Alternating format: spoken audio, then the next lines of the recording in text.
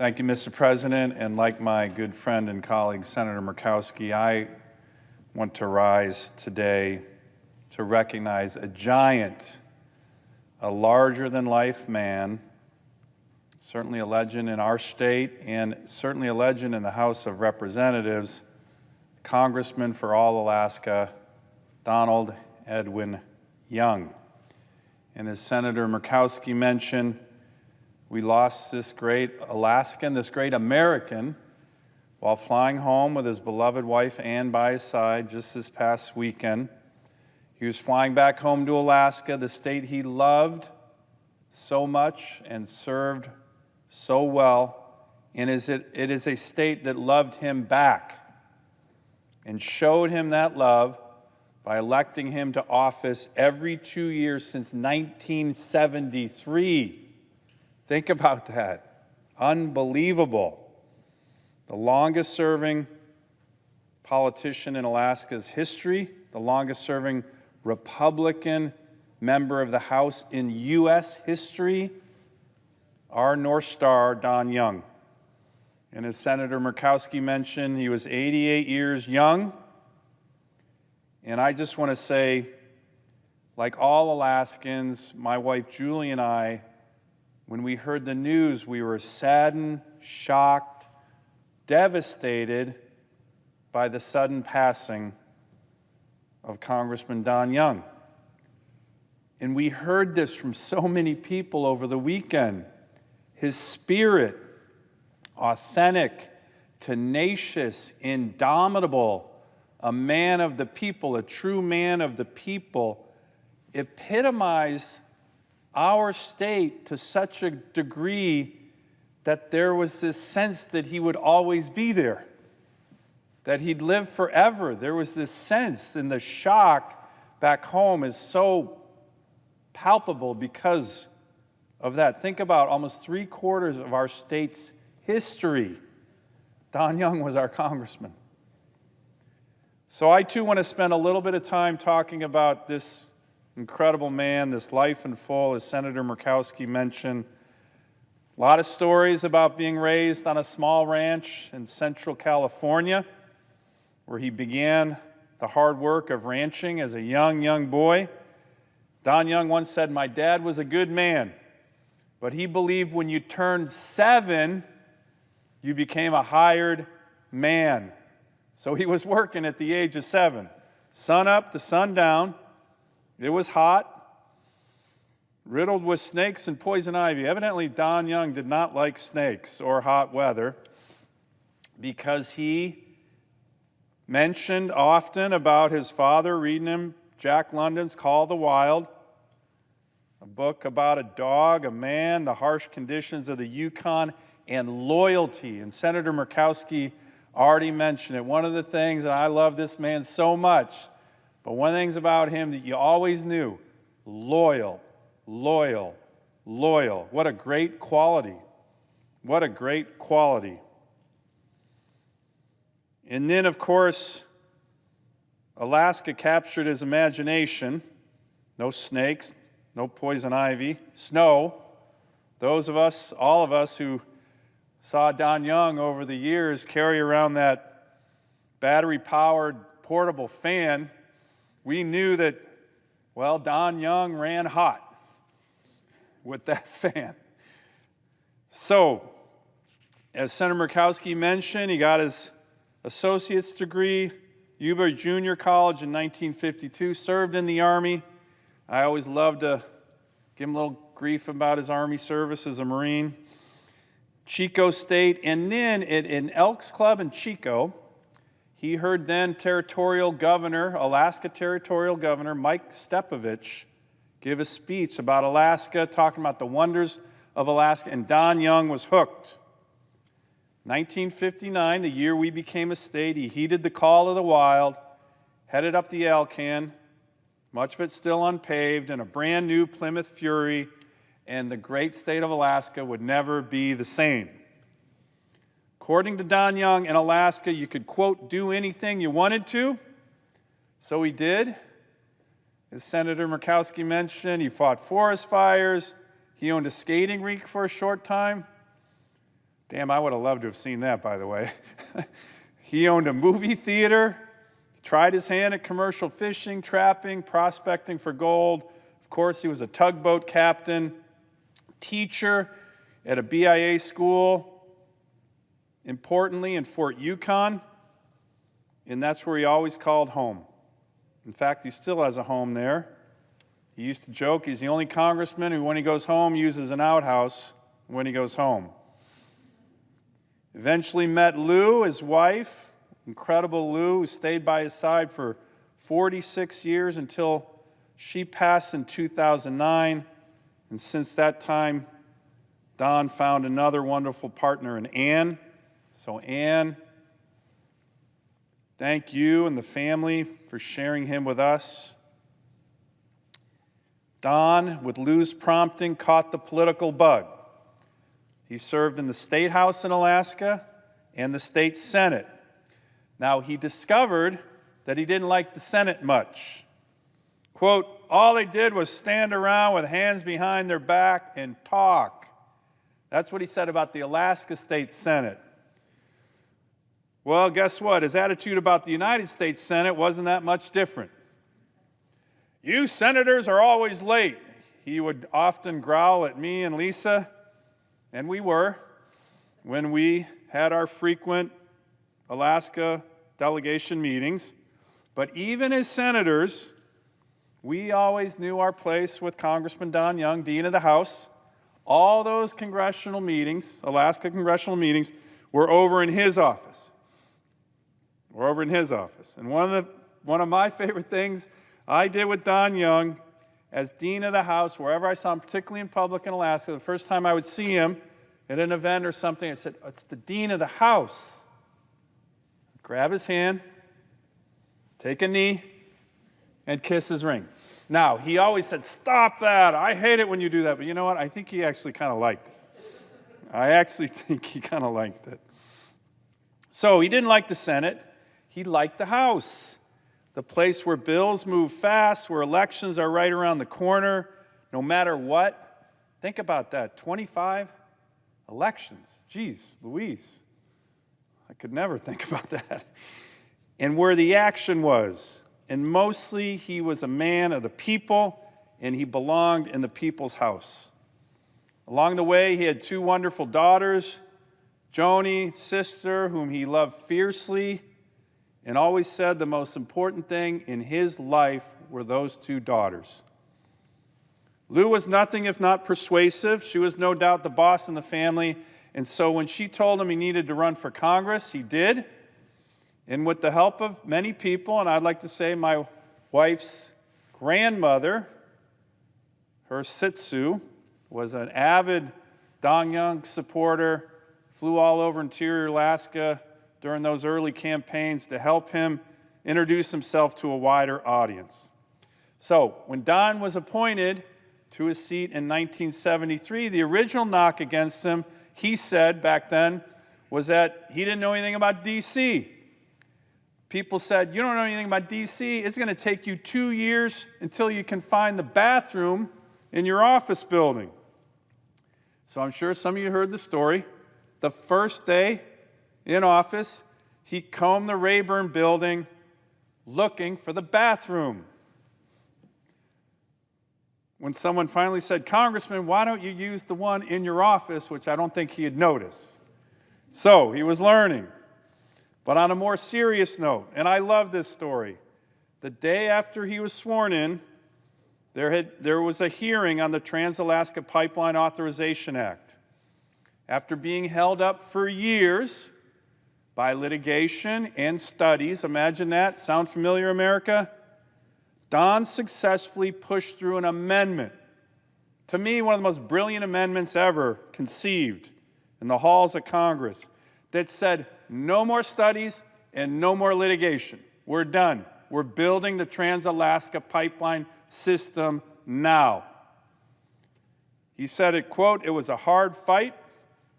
Half of my side was initially fighting against me, but when the vote was called, he prevailed. His amendment prevailed by 4 votes. And Alaska's history was changed forever. America's history was changed forever. And by the way, what a great idea.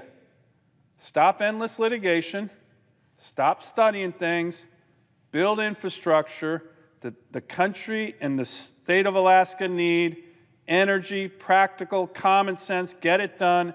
This is why Alaskans loved Don Young so much. The day of that vote, when it was successful, 1973, remember, Ralph Nader stood outside the hall and declared Don Young the most powerful member of Congress.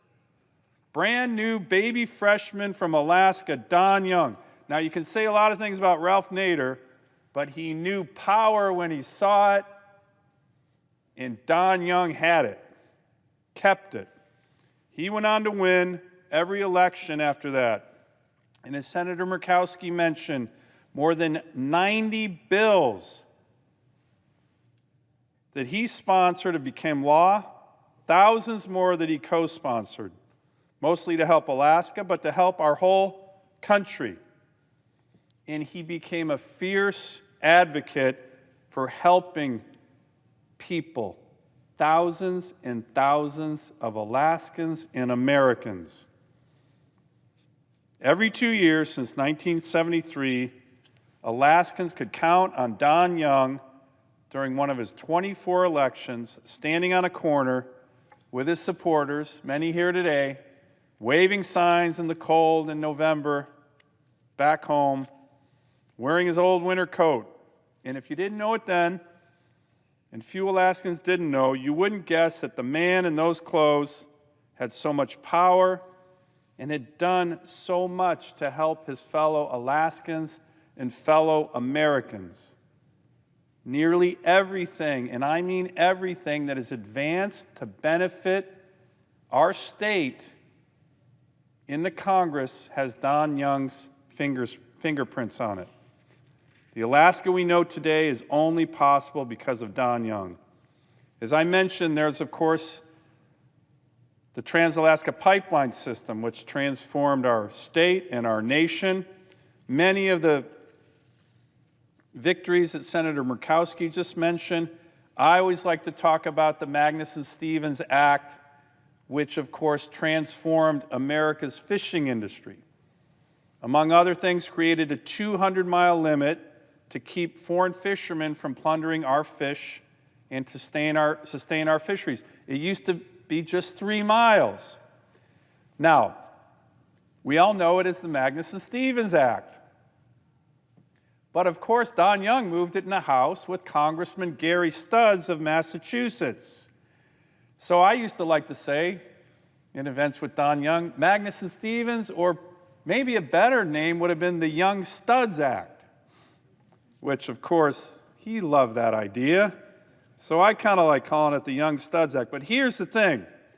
The story that's such a great story that a lot of people don't know. The executive branch wasn't thrilled about this bill. Wasn't thrilled about it at all. To such a degree that President Ford was considering vetoing it. Why? Because he had a really smart, clever Secretary of State, Henry Kissinger, who thought it would raise tensions with our allies, the Koreans and the Japanese in particular, who loved fishing off the coast of Alaska, taking our fish. 200 miles off, they were going to lose out. They were mad. So he was encouraging a veto. Whether it was on the racquetball court, in the halls of the Capitol, or in a potlatch in rural Alaska, Don Young knew where to be to get things done for Alaska. And he knew that the president and Kissinger were heading to Asia, stopping over in Alaska. So Don and his 2 daughters and Lou got a ride on Air Force One. A few martinis later, Don Young, the new congressman from Alaska, was debating one of the most brilliant men in America, the Secretary of State, former Harvard professor, Dr. Henry Kissinger, on Air Force One in front of President Ford. Veto the Magnuson-Stevens Act or not? Well, guess who won that debate? The Harvard professor or the tugboat captain? It was the tugboat captain. Now, Don jokingly credits the martinis, but we all know that he was the one who got that done. And again, our state and our country's history wouldn't be the same. And by the way, Henry Kissinger and Don Young were great friends ever since. Mr. President, that's just one example of many.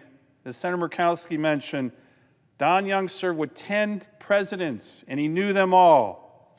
President George H.W. Bush called him Moose. They played racquetball often.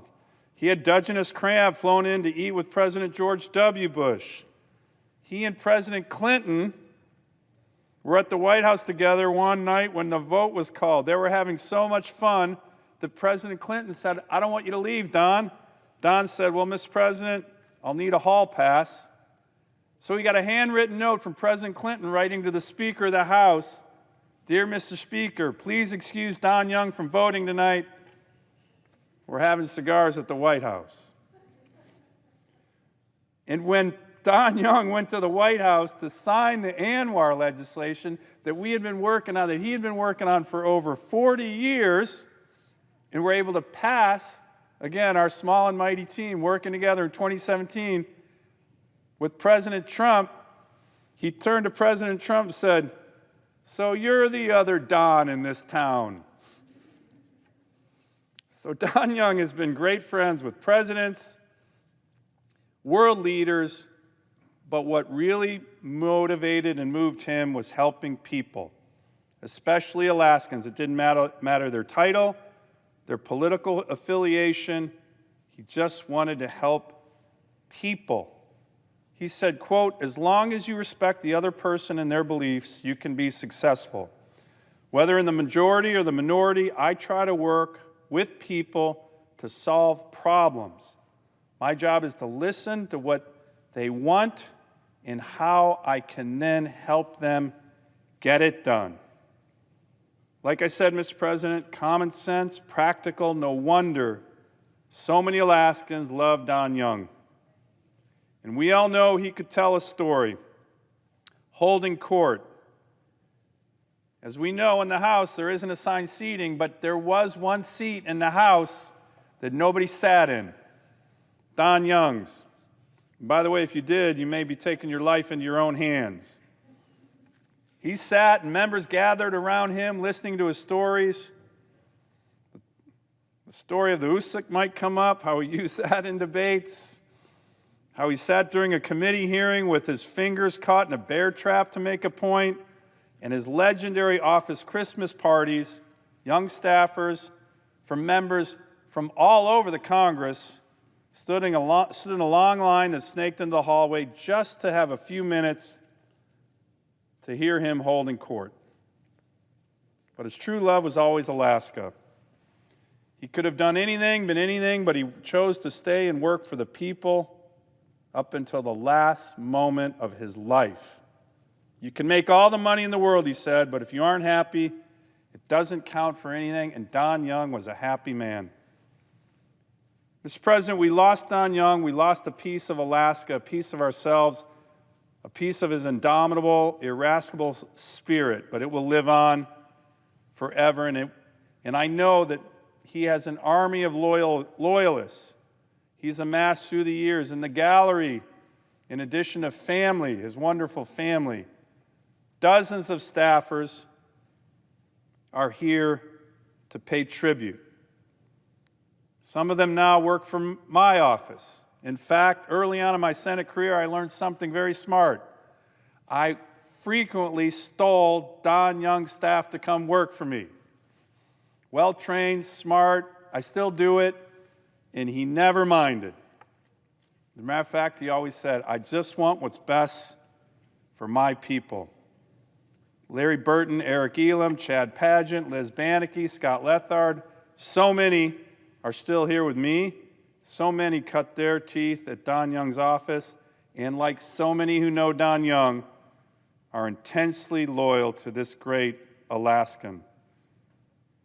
His spirit will live on in the House of Representatives, in the people's house, and his spirit will live on in everything he has done for our state, in every Alaskan, from the Trans-Alaska Pipeline to the Ketchikan shipping yard to the many, many land exchanges, the health clinics dotting our state, the state-of-the-art Alaska Native Medical Center in Anchorage.